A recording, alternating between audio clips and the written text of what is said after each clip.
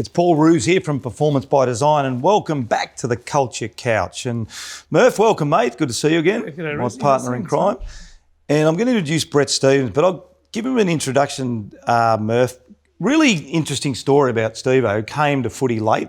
So we're going to talk a bit about resilience, then the concept of team. So he's a teammate of mine. But then I think the unique of Steve-O's story is then went on to coach tennis players. So that individual aspect is really fascinating to me, and also how it relates to the corporate world, as you and I well know. So, Brett, welcome to the Culture Couch, mate. Yeah, so nice to be here, Murph. And I used to be his crime partner many years ago when I covered for Paul on many games and made him look good. And that actually taught me a lot of skills later to try and teach guys how to overcome adversity, Paul. Well, you certainly overcome adversity, there's no question about that. And we're going to start with that because what I want to touch on that, particularly now with the draft age and players getting taken at sort of 18, and a lot of it is purely and simply based on talent and speculation, Murph, isn't it? We're really not sure. But your journey was very, very different. So I think it's worth chatting on it and in relation to resilience, because I'm sure there were times through that early period of Essendon, under 19s, but take us through, but take us into the mindset back in when you're 18, 19, 20. Yeah, I think, look, basically I started at Essendon as a 17-year-old under 19s, and we locked horns a few times, as you remember, and I taught you a few things there that made you a better player. But look, for me, I think, and you know yourself, when you go to an AFL club, it's like you look around, you see all these big guys you've been watching on television, and you're a little bit intimidated, but eventually you start to get a bit more comfortable. And I think I was really willing to learn and want to get better. And I remember my first year at Essendon was under Barry Davis, and Kevin Sheedy came in, and he was a bit of a revelation as far as teaching the little things and understanding the little things of the game. And I remember one time he came to me and asked me what my goals are, and I just gave him the one thing that I've stuck by my whole life, and that was to just try and be the best I can be. And he was actually, well, that's a great goal, stick to that. And that's what I've always tried to do, is try and learn and understand how can I be better and how can I give myself my best chance. So, we could go on for hours about this, but I'll try and be a bit briefer with it. But so after 3 years at Essendon and learning a lot and feeling like I was getting better, I got cut from the list. I think I was upset, but I don't think I was devastated. I was more like, this is my journey and I've got to try and embrace this and try and become better. So I then had a few offers to play in different places around Australia, ended up in Tasmania, had a good solid year there. Then I got invited to do pre-season at Collingwood, no guarantees, did the whole pre-season, didn't make the list. So there was another little setback. After that, another year in Tasmania, did the pre-season at the Swans, played a couple of reserves games for them, but after a couple of games they decided they didn't want me. Another little bit of adversity and negativity, but still I feel like this was making me stronger instead of going the other way. And I could have easily become a victim and let it bring me down, but I think with every little bit of negativity that happened to me, whether it was ingrained through my dad, through my mum and dad, or whatever it was, I felt like, okay, I'm not going to go the negative path. I'm going to just try and get better. So part of what I was doing along the way was I was working on my fitness. I was getting stronger. I was trying to understand my diet and my rest and my strengths. And one of my biggest strengths and weaknesses was I wasn't that quick off the mark, but my biggest strength was my endurance. So in the end, it was understanding how I could use that. Who did you lean on in that period? Because I guess we're going through a pretty tough time at the moment. And when you take yourself back, was that ingrained? You mentioned mum and dad, I obviously know them well as well. But was that ingrained, or did you have to lean on some of your coaches, some of your teammates?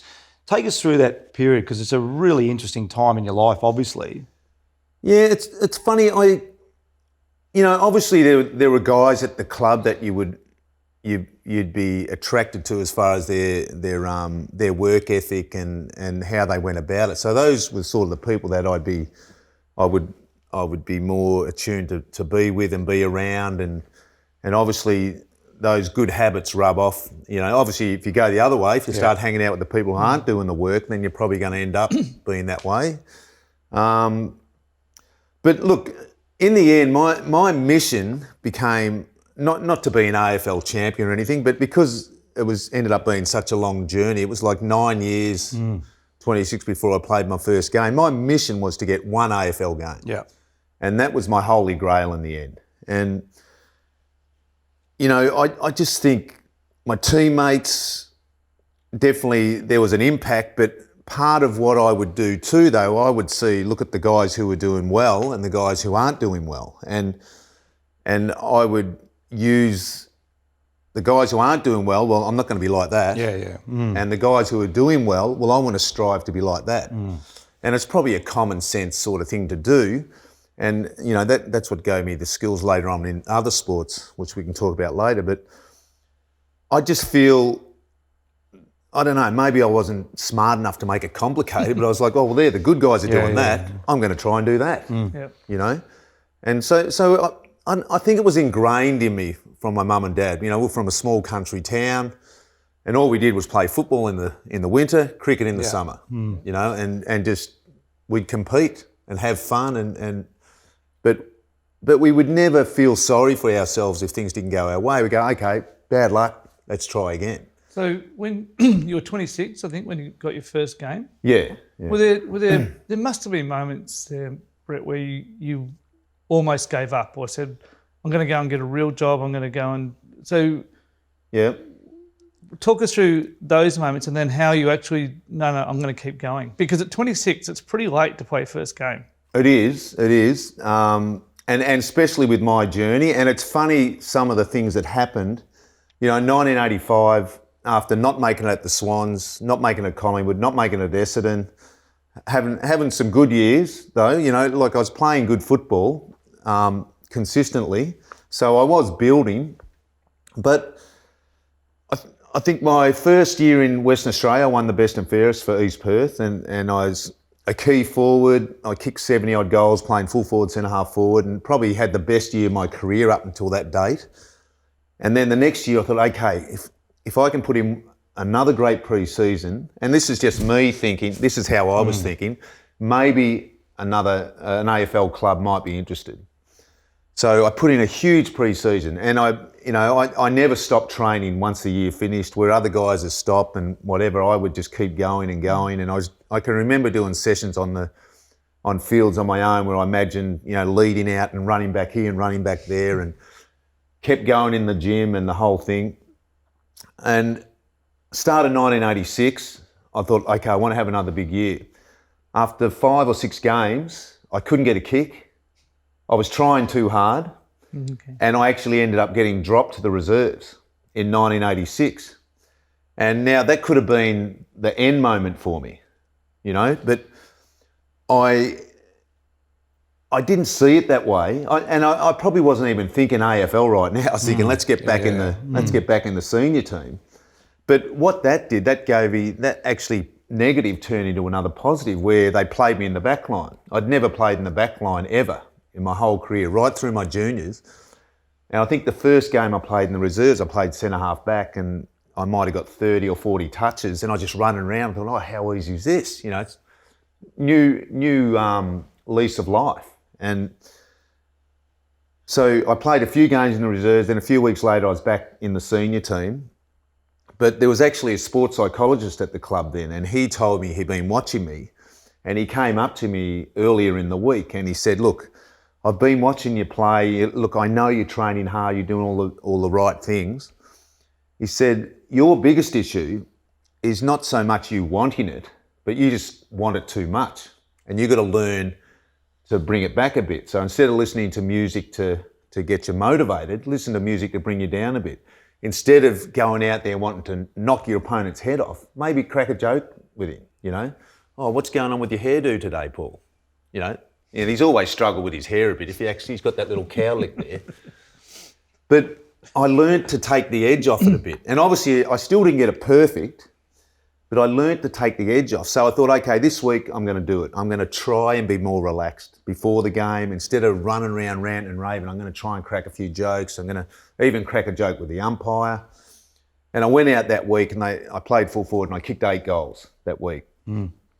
Now, I'm not saying, I just was able to change it in that moment, and it was still going to be a struggle for me to bring it back and relax, but I was lucky enough to have success the first week, so then that made me realise that I have to understand relaxed intensity. And so instead of having the tunnel vision, having the peripheral vision. Well, on that too, Brad, is one of the things we talk a lot about is process versus outcome. So you're going through this process of wanting to be a great player, but you're thinking about, I want to play AFL football. How did you balance that out? Like, was that at times related to being too intense because you were looking more at the outcome about playing AFL football? How did you reconcile that? Short-term goals, long-term goals? I don't think I was focusing on the result. And one of the biggest mantras I have with the athletes I work with, look, I've been lucky enough to work with number ones in the world, but I don't really believe in rankings. I believe in achieving your best, releasing your potential. And I think in my mind, I was like, my mission is to keep trying to be the best I can be. And if I don't make it in the AFL, then I'm not a failure.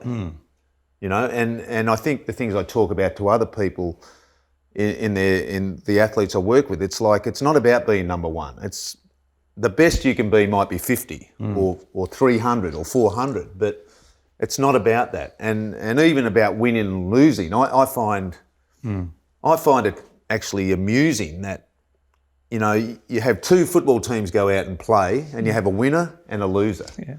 Now, I don't think losing, it's a game of sport.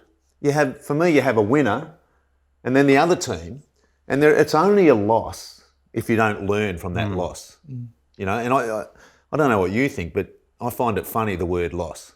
Well, I think we talk about it all the time, and the biggest, probably positive and negative, is the ladder is there all the time. So everyone can see whether you won or in real terms lost.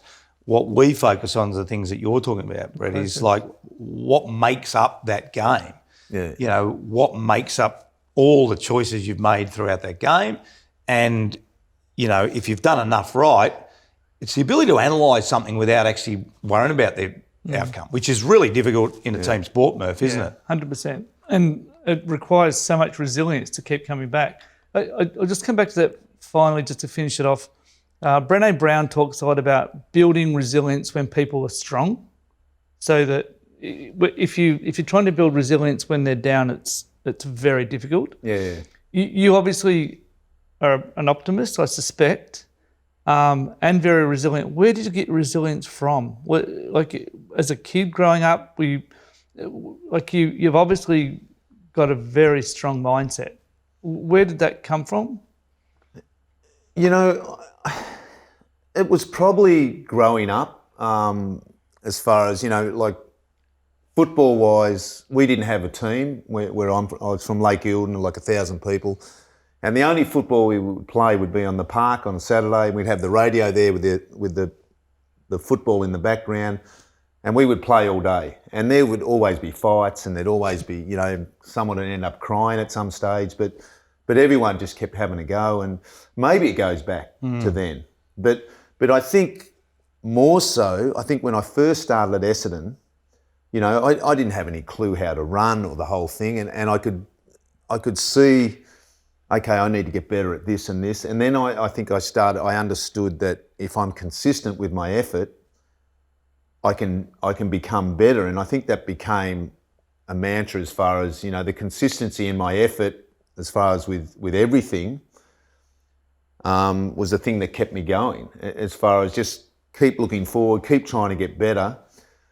And sure, look, I'm not saying I was perfect. There was definitely moments where I think, for example, driving home after a practice game at Essendon, because then, how big the practice games were, Roosie, and driving home in my car, just yelling in the car, going, come on, why couldn't I get the ball today?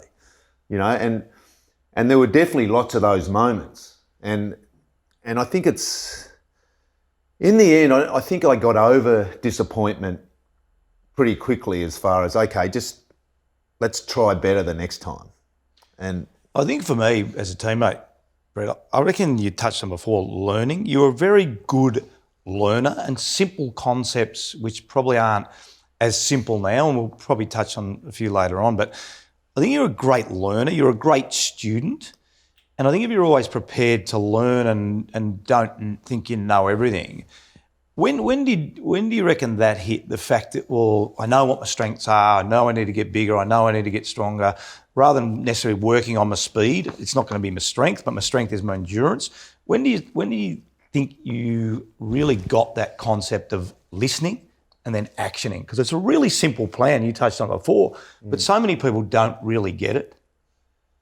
yeah, I think it was evolving as I was going along. You know, I think some people maybe give up when they don't fully understand what they're doing. Yeah. And this is one of the things I talk about with the athletes I work with the tennis players, with the golfers, is I fully believe there's a lot of professional athletes out there who are so good, their talent can get them to a certain level, but they actually don't have a full understanding of what they're actually trying to do. Yeah. You know, so Tiger Woods, for example, I think he ticks the boxes on all levels. You know, Roger Federer does, Rafa Nadal does.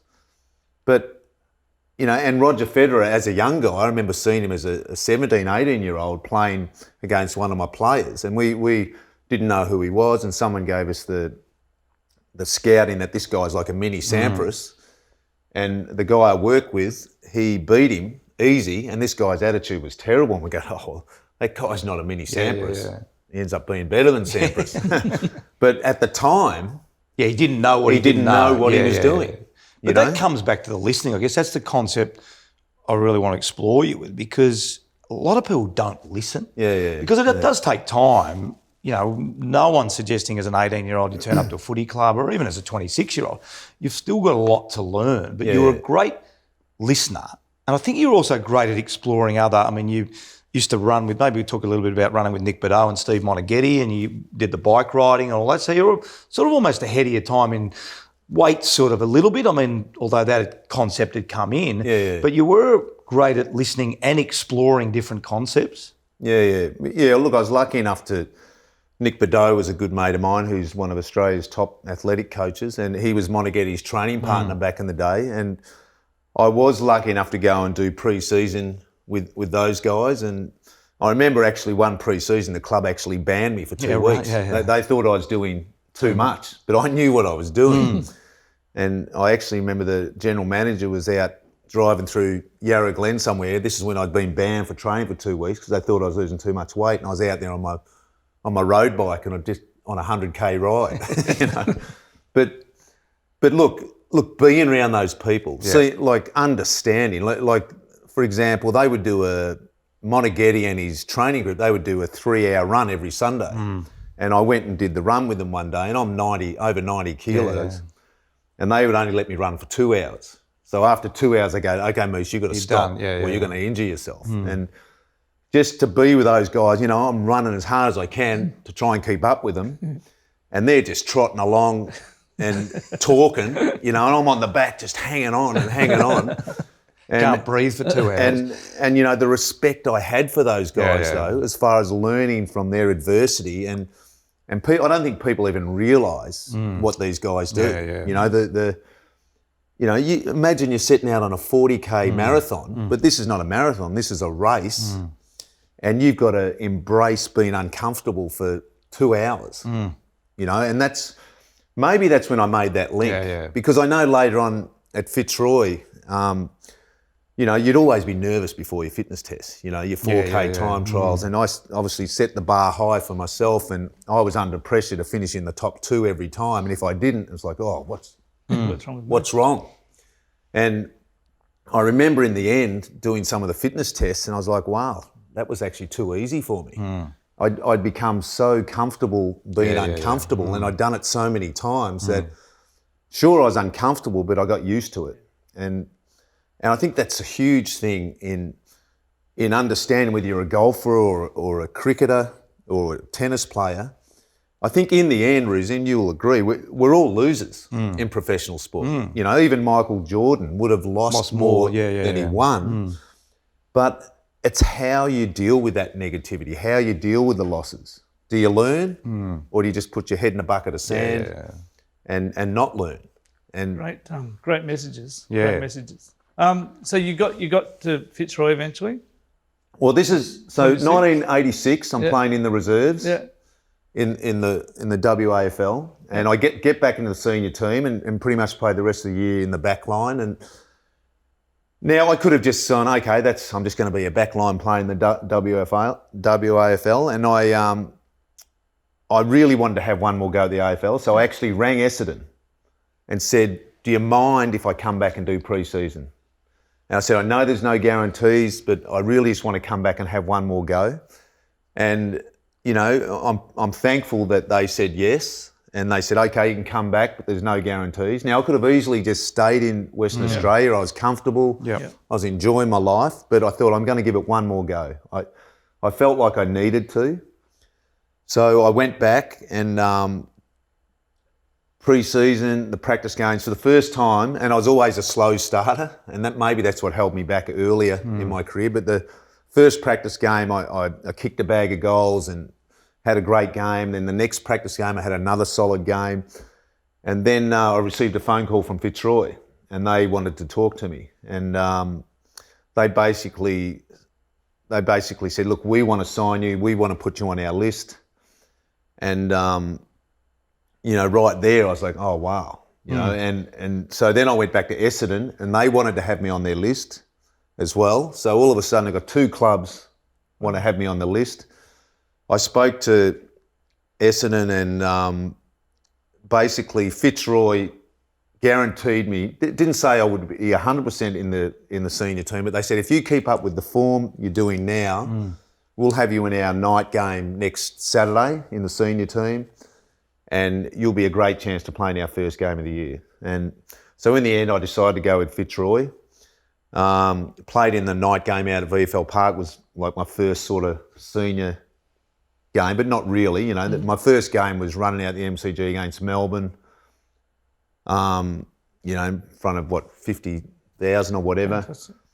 And for me, running onto the ground, it was unbelievable. I couldn't actually believe it, and no one else would have known how I was feeling, because it was funny, because back then, you know, you try and act like, you know, I belong here in the whole thing, but you know, I was almost embarrassed of my journey back then. Like people would say, oh, you've been at more clubs than, you got more clubs than Jack Nicklaus, you know, and there'd be all these jokes. And back then I was embarrassed, because you walk around all these guys who played, you know, look, Ruzi's a big high roller and all these guys. But now I look back and I'm so proud of all those moments. And to run out onto the MCG, you know, the first few minutes I was like, oh, I can't believe it. I think I dropped a mark in the first few minutes because I just couldn't believe I was even out there. But then I think I kicked 2 goals with my first 2 kicks in that game, and you know, that was a great moment for me. Fantastic. And tell us about the culture of Fitzroy, because Ruzi talks about it all the time, the leadership, the culture. When you walked into that club, what did you pick up? What did you see? What were the leaders doing? Well, I think one of the big strengths we had at Fitzroy, and this is where, you know, and I'm sure Ruzi would agree, I think if the club had been financial and we had been able to keep our group together, I think we would have won flags. You know, you look at the guys like Ruzi and Purdy and Richard Osborne and Alistair Lynch and Rodders, Butchie Gale, Johnny Blakey. If we had been able to keep that core group together and the club hadn't crumbled the way it did, I honestly believe we would have had great success. And the big difference at Fitzroy compared to other clubs that I've been at were the fittest guys at the club were the best players. You know, they were the guys out in front setting the example in the fitness tests. And, you know, and I've had a lot of younger guys who didn't quite make it at Fitzroy who I've run into years later, and they were full of admiration of what we were all doing. And I think it was just, you know, I've often had conversations with Ruzi a few times. I said, I think our biggest strength is that we don't know how to complicate it. We're not smart enough to complicate it. We just see it, we keep it real. You know, if you want to have success, it's not going to be handed to you. You've got to work out, how can I give myself my best chance? And in the end, you're a champion no matter what, you know? And so Fitzroy was a great time, and I think we kept it simple and we kept it real, and we tried to give our best. That? In the end, you're a champion no matter what. Well, I mean, like I said, it's about reaching your potential. Yeah. You know, it's not about the result. It's about the effort. And I know guys who I work with, I drive them crazy with that, but I have to keep reminding them, because it's always for example, the young golfer I work with who's on the PGA, last week he was an alternate in the PGA event. He got in at the last minute. He got to the event. He shot 5 under, was tied for 11th. And it's a big year for him, his first year on the PGA. Next day he goes out and shoots three over and misses the cut by 1 shot. Now, you might think that's a negative thing. You know, a lot of people look at that and go, oh, what a bummer, that's negative. But I was like, I see more positives than negatives. He was able to get there late without much preparation and shoot 5 under and be up there with all the top golfers in the world, Rory McIlroy, Phil Mickelson, all these guys. On his first year in the PGA, he went 7 under for 14 holes.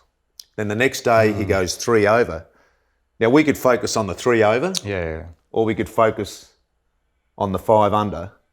And also on the 3 over, he was 5 over at one stage and fought back in the last 9 to be 3 over. Now there's a lot of positives there. And I think one of the things as humans, I think we're programmed to be comfortable. Like, look, we're sitting here on this beautiful couch, Paul. Would have cost a lot of money. Second-hand. Second-hand couch that he got at Vinnie's. We're sitting here, we're not sitting on a bed of nails, are we? We want to be comfortable. We're programmed to be comfortable. So it's about getting used to getting out of that comfort zone and understanding that success can come if we keep striving for our best, but there's going to be a lot of steps along the way that you have to keep building. And I think we talk about this a lot too, you touched on it. We're much better at giving negative feedback than positive feedback. Yeah, and a footy club's a great example of continually people telling you what you can't do, what you can't do, what you can't do. And I think you're a great example of early on working out what you were good at. And I think if too many champions, and we'll move away from footy in a minute, but too many champions, even in football, some of the best players I've seen have worked out what their weaknesses are and don't focus too much on their weaknesses. And they focus so much on their strengths. And I think that was one of your great areas. Brett Kirk, you know, Kieran Jack, guys that are, because you did, without blowing your trumpet, you did get to some really good heights. So not undervaluing now your performance as an AFL footballer, because you talked about how hard it was. You've talked about it being embarrassing running on the MCG. But I want to give you some acknowledgement about how good you became as an AFL player. And those things you talked about drove you to that. So once you got there, it wasn't a case of I've got there, I only want to play one game. You then took those tools and became the absolute best player you could possibly be. Talk us through that as well once you got the Fitzroy. Yeah, and you know, it's funny you look back on your journey in life. You know, how did a young boy from Lake Eildon who had no interest in tennis end up being in LA, living in LA and working with Pete Sampras, one of the greatest players of all time. And at the time, the Grand Slam holder and, you know, all the different things that went with that, travelling the world in private jets and this and that. I mean, how did that happen? And I'll just digress a little bit. I can remember being at the US Open one year and I go and sit out in the player box and Pete's going out for the final against Andre Agassi. And I walk out and I sit down and all of a sudden, Paul Annicone's there, he goes, oh Moose, this is Christy Brinkley. And I go, oh, hi Christy, how are you? And then there's the Baldwin brothers. They're sitting over there and they go, hey Moose, man. And then there's John Lovitz, the comedian. Then there's this other actor guy and get to meet all these people in LA. And I sit down for the final and I'm thinking, how did I get here? You know, honestly, how did this happen? You know, this is bizarre. And for a moment I was just reflecting on that whole journey. And really, like one of my things I say to the athletes I work with when I start off with, I go, look, guys, anything's possible. You know, you can achieve anything you like. Like for me, it took 9 years to get to play AFL and my goal was to play one game. But then I actually exceeded my expectations, and I ended up, playing 130 odd games and a couple of runner-up When you BNFs. got there, I guess, when you got to the club, did you have to adjust those expectations straight away? Or do you think your habits were so ingrained it was a case of, well, I'm just going to continue doing the things that I've been doing to get here? Yeah, I think I was good at staying in the moment. Yeah. From week to week. And there were even little moments at Fitzroy. Like I remember we were playing the Sydney Swans in maybe my third game. And the runner came out. It was a quarter and a bit, and I barely had a touch, and I was playing full forward, and the runner came out and said, "You're off." Yeah. And just as he said, "I'm off," the ball was coming down. I decided to go back, and I ended up going up, taking a mark and going back and kicking a goal. The runner comes back out, "You're staying on." Yeah. And then I ended up having a pretty good game.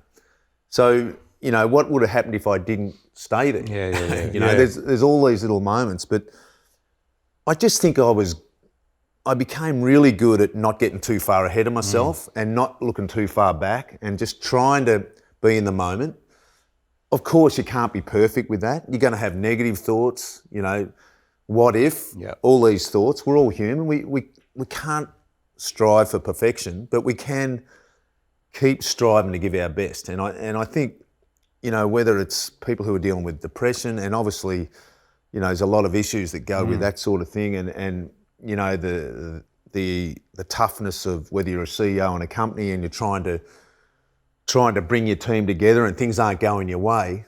In the end, you just got to look at it. There's two options. You can sink or you can swim. And I think, and yourself, I think professional sport is really, really tough. The disappointments, and for you, winning the grand final, then losing the grand final. Could have been 2 grand finals, it could have been no grand finals. Yeah. And the thing is, just understanding that there's only one choice in the end. Yeah. But that doesn't mean you can't be disappointed when things aren't going your way. One golfer I work with, he was really trying to embrace what I was talking about, being uncomfortable and focus on, I want you to focus on your effort. I want you to focus on your effort. And after one round, he said, I can't keep focusing on my effort. I'm a result-driven person. Yeah. I go, listen, mate, you're not getting what I'm saying, It's the effort will bring the result. Yeah. And so it goes back to that understanding. And part of that understanding is being in the moment, Yeah.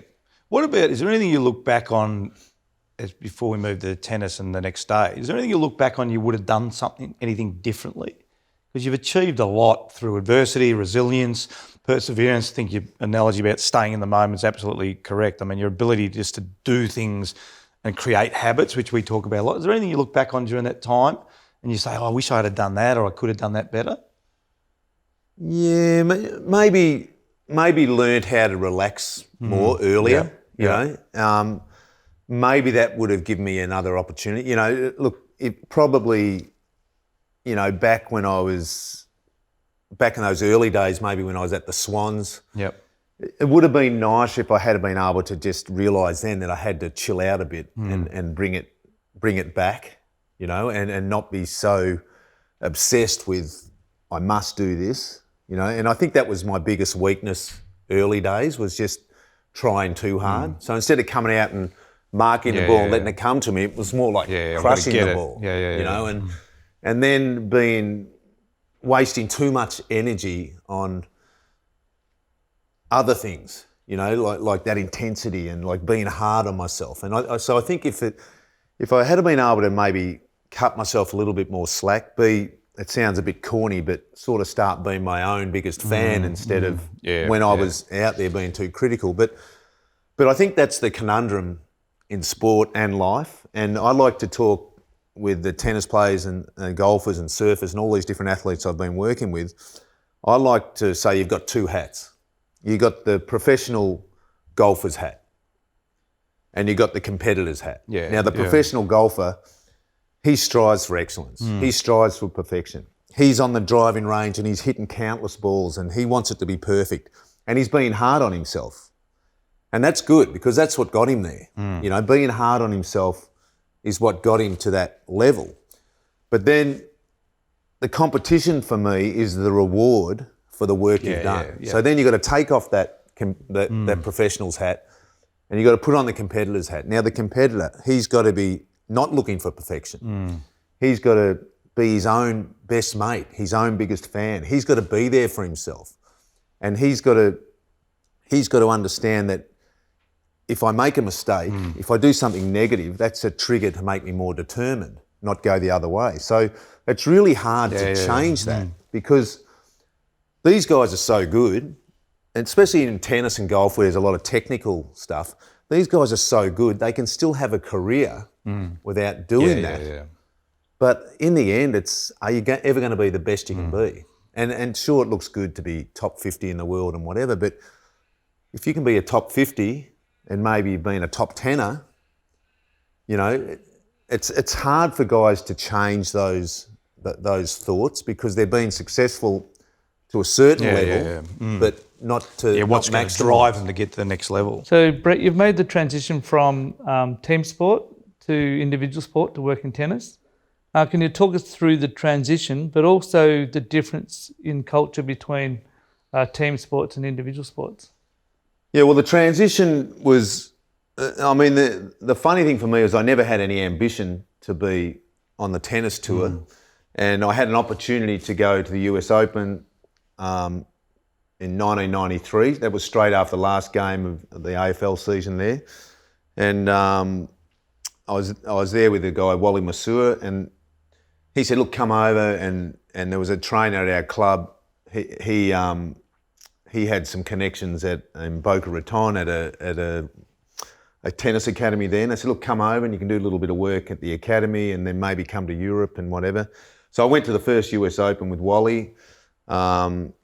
He made the semis that year, which was his best result. It had nothing to do with me, by the way. I just happened to be in the right place at the right way, the right time. And I was as green as you could be. I was a 32-year-old who'd done a couple of trips to the States with Ruzi, but hadn't really travelled that much. And, you know, I was there, you know, Wally, and they all thought it was a great joke. Like Wally'd say, oh, Moose, go and get yourself a massage. And the massages were for players only. And I was in there getting a massage and, you know, taking up a bench that a player should have been on. But it was a great time. And for Wally to make the semis there, you know, was awesome. But it had nothing to do with me. But he said, come on, Moose, you're going to come to Europe with this. And I ended up going, there was a big tournament then, the Grand Slam tournament in Germany, and where all the top performers at the Grand Slams got there, and it was like 100,000 to lose first round. So everything was laid on. And so I started at the very top, you know, at the US Open, all these big money tournaments. I then went back and did a little bit of work at the academy in Florida, knowing nothing about tennis. And at one stage I was actually running the whole program, as far as I was in charge of making sure the kids' attitudes were great. And I think it's a really good point, though, because I want to interrupt there. Because you touched on the journey and never knowing where you're going to get to. Because I talk about you a lot in terms of, because you got the process so right, that opportunity opened up. So you didn't play any tennis or much tennis as a kid. You were really there as a fitness person that had walked the walk, not as an academic that had sort of studied books or anything like that. So I think it's a really important point to touch on. Yeah, because the connection with the fitness guy, then the Australian players we'd sort of met through that connection, they saw you as someone that could help them, so say, this guy lives and breathes what he does, he can help us. And that's how you really ended up there, wasn't it? Well, yeah, it is. I ended up after being in this academy for a while, and obviously, you know, I would do things like I'd see, and I didn't understand the tennis culture. And, you know, kids would throw their rackets down. I go, okay, guys, everyone over here, we're going for a kilometre run. And I'd run them, and eventually there were no rackets hitting the ground. You know, and I remember though too, I was very green as far as understanding. You know, I remember talking to them, if you kids are fair income, I'm talking to a whole bunch of American kids, and they got no clue what fair income means. You know, I didn't realise till years later. So they were probably thinking, what's he talking about? You know, but the fact was, I was oblivious to the tennis culture. I knew the culture I was from. And I think that's why I had an impact. And I actually talked to some of the athletes I work with now. There's a young skier I'm working with, and they don't make a lot of money, and their future is a little bit like whatever. But I actually say, listen, mate, your goal right now, you're an elite athlete right now. You've got to give your best, but you can do what I'm doing. But you've got to walk the walk, you know. And if you walk the walk, you can then talk the talk. And I think what a lot of tennis guys would see me on the tour, you know, would be at the courts working out, and then they'd see me running back to the hotel while they're in the transportation van, and in the end they're going, who's this crazy Aussie guy, you know? And I think that's how I sort of gained my reputation and especially when I trained the players, I would do all my work, I would do all the work with them, and a lot of times I was better than them in the early days, and I think that's how I sort of got a reputation, because I was keeping it real. Yep. And taking on Murph's point, when you first arrived, you were unencumbered, you didn't know what that culture looked like, and you've touched on one example. But what were some of the things you felt individual athletes didn't really get or were better at? What was there a distinction between coming from a team sport and then suddenly working with individual athletes? Yeah, I think in some ways I was a little jealous as far as, because an individual athlete, he's the CEO. Yeah. He's the boss. He's the coach. He's the one who makes the decisions, you know. And I was like, gee, I would have loved to have been in that position, because then I wouldn't have had to rely on getting picked in a team. And I often had that argument with individual athletes as far as, oh, it's easy for you, you're in a team. And I go, hang on, mate. Yeah. You can play next week. If you play the worst match you've ever played, You still play the next week. you'll play next week. Yeah, There's no one saying you can't play anymore. Yeah. You know, so you can do that. And I think the team environment, you have to go by the team rules. And if you don't, you're out of the team. Whereas an individual athlete, he makes his own rules. So that's why it's easy for these guys to go off and have down moments, because there's no one holding them accountable. Yep. So that's why it's important to have a good team around you to try and keep you moving in the right direction. And obviously, just like a team, it's only one person, but they might have their little team, but they've got to try and tick all those discipline boxes. So I think it's, sure, for the people who are disciplined, they can do that. But for the ones who aren't undisciplined, they need to learn that and understand, how can I keep giving my best? And it is lonely being an individual athlete. Like, I was speaking to one of the golfers the other day, you know, with the COVID thing going on, he's in quarantine at every tournament. He goes, mate, it's tough. It's lonely out here. You know, I can't do anything. I play golf and then go to my hotel room. So, yeah, I think the big difference, yeah, sure, it helps being in a team environment, but you have that other factor where you're not in control of everything. But as an individual athlete, it's tough if you're doing it on your own. So it's good to have a support team to keep you moving in the right direction. But how hard was that for you as a really driven individual in a team sport? How frustrating was it for you to see someone that absolutely controlled their own destiny, pick what time they get up, pick how hard they trained? How hard was that for you, watching talented individual athletes not reach their potential? Yeah, it was hard, but you probably wouldn't have had a job if they were all were all robots and they could do it. And I sort of think that's what keeps you in the job. And for me, the great thing I love about that job of trying to mentor athletes is, you know, I've got to work out how to get the best out of this guy. You know, how can I help him be the best he can be? And that's the challenge. And some things will work with some guys and some things won't work with other guys. And some guys will never get it. Yeah. You know, and I'm not saying So that it's very much about understand their individual personalities, which we do a lot of. So understanding them, what makes them tick individually. Exactly. Yeah. Understanding and trying to help them realise what they're trying to do. And it's not just going to happen. You know, Murph and I could sit down and go, okay, Murph, you've got to do this. You've got to stop wearing striped shirts because they went out in the late 80s, you know. They're back. But you're trying to bring them back, which is, that's a positive that you can turn a negative into a positive, which is great. But it is just trying to understand. And look, I always like to try and keep it relaxed because I learnt that, way back in the day. I'm like, if I'm going to give feedback, constructive feedback, I'm going to do it in a positive manner. I'm not going to do it in a manner like, listen, mate, you got to be like this. Yeah, I'm yeah. more going to be like, okay, just need to improve here a bit. But if you do that, you're doing 90% of the things right. If we improve the little 1 and 2%ers, so I like to go down that path of pointing out all the positives and then just pointing out some areas where we can improve a little bit. And whether it's, and I think at the elite level, it comes down to simple little things like rest, like understanding diet. Yep. Like, why is you turn on the TV and you see a professional tennis player eating in the change of ends? Now, is that physical or mental? Yeah. It's actually mental, because it's the first thing, just cutting edge sports science here, Paul. Just imagine you've carbo loaded and your energy's right to the top.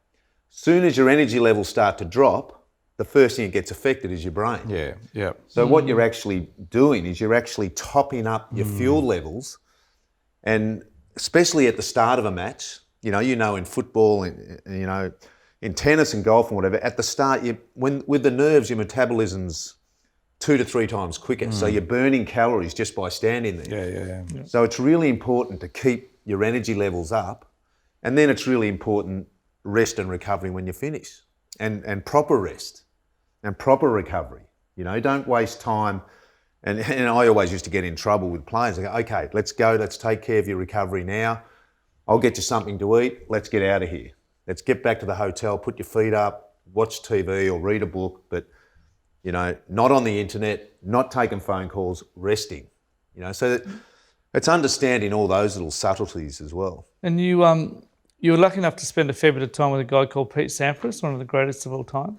Tell us a little bit about working with Pete and what made him so good. So what were your observations about him and because he was at the top for a long time, wasn't he?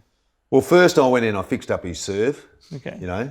He was serving like real back there, and I just got it there just so he get more in, Paul. Mate, you don't have to talk to me about tennis. I've seen but I've seen your one-handed backhand that goes like that. If you're not using your thumb, you're playing dumb.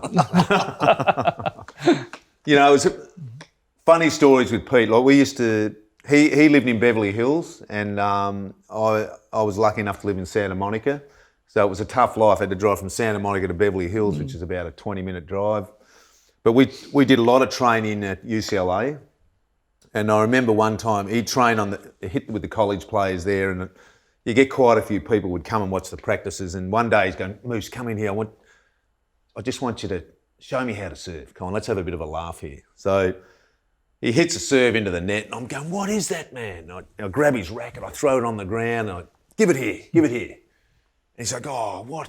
And I go, you're not doing it right. And so I get up there and I go, it's like that. It's more like that. Use the wrist more.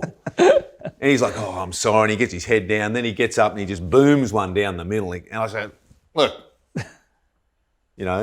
But Pete was very good at that relaxed intensity too. Yeah. And the thing that people don't understand, I think Pete got criticised a bit. They say, oh, energy, this and that. But he was so mentally strong. Yeah. This guy's mental strength was unbelievable. Like at Wimbledon, the break point down, second serve, he would hit a 120 first serve down the middle. Yeah. His last tournament, which he retired a few months later from, he was written off by the tennis world. Yeah. And this is what I talk about resilience. For 2 years before that, he hadn't won a tournament.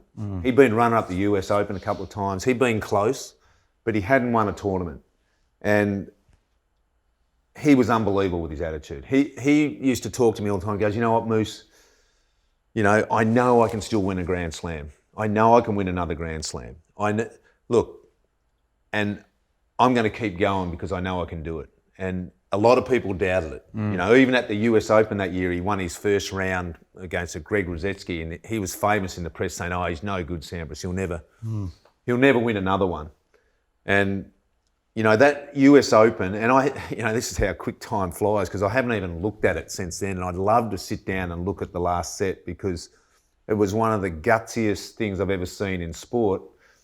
And, these moments just disappear into the massive other moments. But he he struggled at the US Open physically because they used to have a semi-final on Saturday, then the final on Sunday. And we thought physically he's not going to be able to handle it. So the whole tournament, you've got a day off in between, and then you've got to play the semi and the final back to back. And that was part of the reason we thought he was struggling.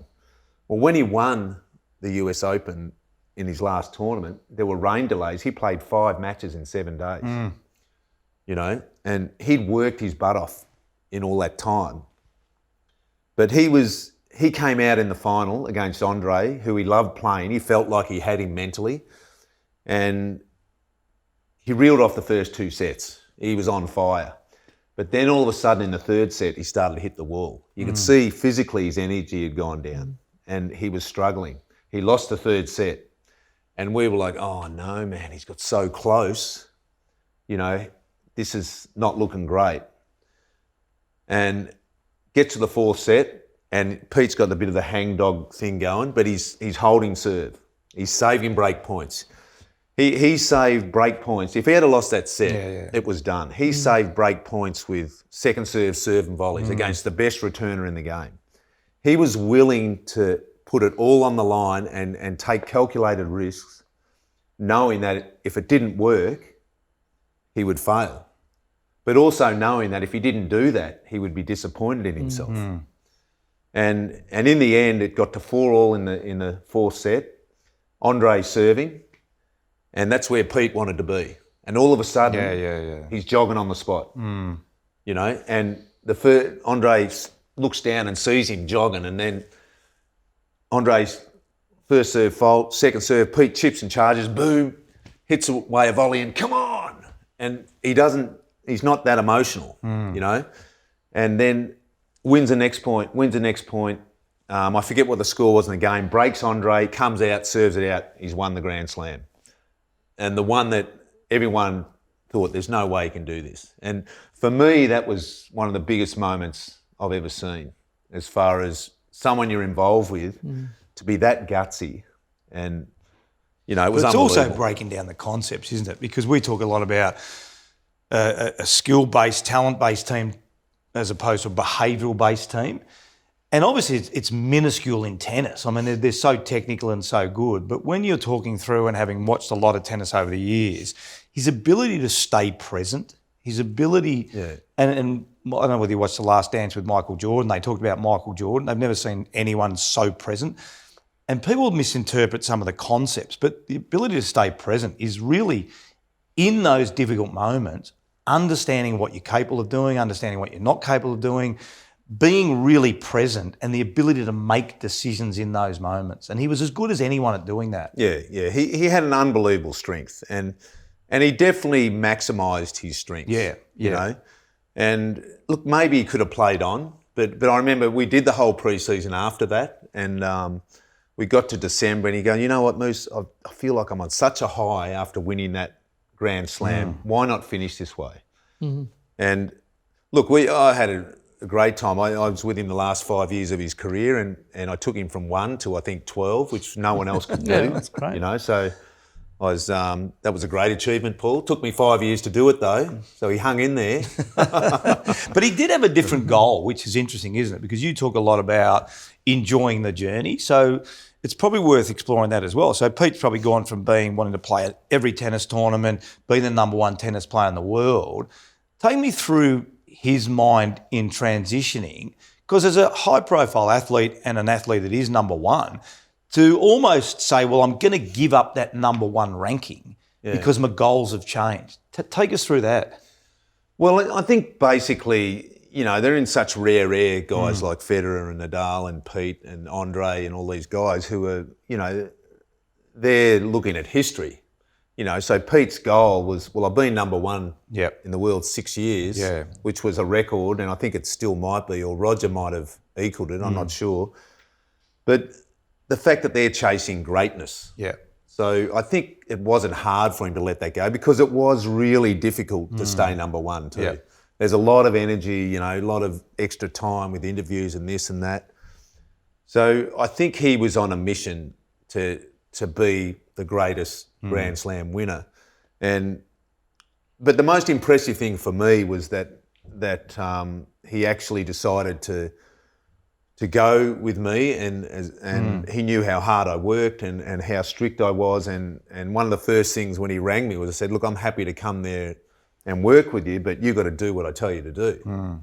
And Which is a big step for the number one tennis player in the world to look to get better. Even though he dropped rankings, he was effectively looking to improve. No, exactly. And that's why I point that out to a number of athletes I work with now too. I said, why would someone like Pete Sampras, who's been number one in the world, all of a sudden decide that he needs to get in better shape? So look, he had incredible mindset, and he didn't enjoy the physical training. Yeah. So for him to embrace that, just comes back to embracing that adversity and knowing that if you're going to have success, you've got to be willing to get uncomfortable. And you would agree, Paul. I don't, and Murph, I'll include you in that. You would agree bit there, Murph. Let me hear what you're going to say first. I think I've forgotten. But look, success doesn't come without adversity. Now, mate, I don't know if that's a cliche or whatever, but it doesn't. Every single person has a story of adversity. Yeah. Every single professional athlete, every single successful CEO doesn't just turn up and they're successful. You've got to put in the work, and if you don't put in the work, don't expect you're going to get the success. And hey, we're not all lucky enough to have great success like Pete Sampras, but there's different levels of success. And has there been much of a shift in the culture of the tennis tour? Because it seems like those senior players are maintaining their superiority or their rankings, and the young guys aren't coming through. I've got a bit of a theory on that, and maybe I'm way off the mark, but I feel like Djokovic, Nadal, and Roger were all brought up in the era before social media. Okay. They had years when basically there wasn't even the mobile phones. Now they're from the old era. The new guys coming through, the fact that Roger's won 20, Rafa's won 18 or 19, Djokovic has won 16. No one has come through from the new generation to challenge these guys. Sure, there's been Which has never happened before. No, really, it hasn't. in tennis, never. And I just think it's that whole shift of all the different things that go with the new age with social media and availability as far as internet and texting and the whole thing. I think that's wasted a lot of energy for these kids. And I think it's a lot harder to come through now and be able to do what those guys have done. Those guys are still set back in the day. Yeah. They have those mindsets. Is it because of the distraction, or do you think it takes a lot of time mentally or physically or both? I think it's the rest. I think it's got a lot to do with, it's definitely the mental side of it, as far as there's more distractions, there's more things that you take care of, and the fact that people are doing their social media and then they're reading other negative vibes and the whole thing. I definitely think that has an impact, because at that level they're all so good, it only takes a tiny little percentage to put them off. Now, I'm not saying that the new generation's not good. They're probably more talented as far as their game and the way the game's evolved, but you've really got to understand those subtleties at the very top. We're talking at the very top of the game. Now, if you're not ticking that box for rest, and if you're not taking care of that, for me, that's a massive thing, because I give a goal to every athlete I work with. I go, okay, I want you to get to each event, number one, physically healthy, and equal number one, fresh in the mind. They're the two goals I give them. I want you to be, and then when we get to the tournament, it's not about training, it's about recovery and rest. So you can get out there with a fresh mind, you can have that peripheral vision, you're not tired and you get that tunnel vision where it's easy to start being hard on yourself. I want you to shut all that down and just concentrate on one thing, that's being fresh in the mind, so you can get out there and give yourself your best shot. But do you think it is the simple concepts that get missed? Because listening to you talk, and the successful people we've had on the Culture Couch all talk about a lot of the same things. But to your point about this next generation of tennis players, and it's not unusual for tennis players, it's similar most of the, whether it's work or other sports, really simple competence still work. The ability to work hard, play tennis, hit as many tennis balls as you can, run, get as fit as you can, get as much sleep as you can, eat as best you can. How do they not get, which I'm agreeing with what you're saying, but it's the simple concepts that have been lost through this process of noise that's now generated through social media. Yeah, you're right. It goes back to what I said, Paul. You know, like our biggest strength is we don't complicate it, being from that era. And Murph, you're from that era too, or you from before that era? No, a bit later, I think. Oh, right. but you know, it is. And it really is about simplifying it.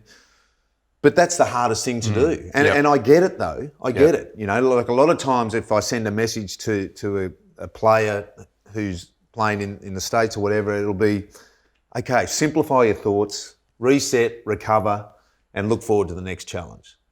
You know, and nothing's changed since 1979 when I started at Essendon. Yeah. You know, you still, I don't think the diet's changed. You know, it was carbo loading. You know, it was trying to get yourself in great shape and trying to get good rest. I don't think anything's really changed, but things appear more complicated because we've had great advances in sports science and there's a lot of nutritional advice out there. But really, what's important is getting out there and understanding how to be the best competitor you can be and don't complicate it. And the old can't see the forest because of the trees thing. There's so many distractions now with media, social media, different diets, different training methods. But if you could go right back to the 70s and train exactly how they did then and still have great success if you go out with the right mindset. And Brett, what advice would you give to a young Brett who was just starting out? So looking back now, what would you say to yourself? Probably not go with the mullet hairstyle back in the 80s. You and Rudy, following Paul's. It was a competition who had the best mullet. They've come back in. I think just like I said earlier, try and learn how to be more relaxed as far as not being so hard on yourself. I think that would be the biggest thing. And also believing that anything is possible, you know, and not feeling that it's out of your reach. But you don't know that as a young fella. No. You know, and especially, you know, as a young guy, you know, I walk into Essendon change room at 17, there's Simon Madden and all these greats, and I'm just sitting there like, oh, wow, you know. But obviously you've got to learn, you've got to be there to experience to learn it, but then understand that everyone's human and no one's perfect and really just being able to go out there and just keep giving your best. But for me, it was definitely that learning how to relax a bit more. Mate, unbelievable conversation. I knew it'd be great because we talk a lot about you, Brett, and I've seen the journey. It's an incredible journey and one that probably hasn't been told often enough. And the things I like, Murph, the things that we talk about, just stick to the process all the time, keep it really, really simple, don't overcomplicate it. And, you know, in sport in particular, it's never going out of fashion just to run, get as fit as you can be. Yeah, I love your phrase. What was it? In the end, we're all champions. You're still a champion? Or what was it? Yeah, well, in the end, we're all number ones if we give our best, you know, and that's why, like, you know, it's funny even in football, you know, they talk about you're only a success if you win a premiership. Well, I don't agree, you know. I know I've got great friendships with my mates at Fitzroy, and Ruzi does too. We didn't win a premiership, but you know what? We gave it our best. You didn't tell any stories about. That's the next culture couch, Murph. We haven't got time. We haven't got time. We're going to wrap it up right now because Brett's got to get back to his lovely wife, Cara, and his kids. Okay, we don't want to take too much of his time. Mate, great conversation. Really great, simple concepts, and as I said, a story that hasn't been told. So, Steve-O, fantastic. Thanks for sharing those stories, both from a team point of view, your journey, which was incredible journey, the resilience, getting to Fitzroy, and the amazing stories with tennis. So, Murph, thanks again. Thanks, Steve-O. Thanks, Steve-O. Thanks very much for joining us all on the Culture Couch. We'll see you next time.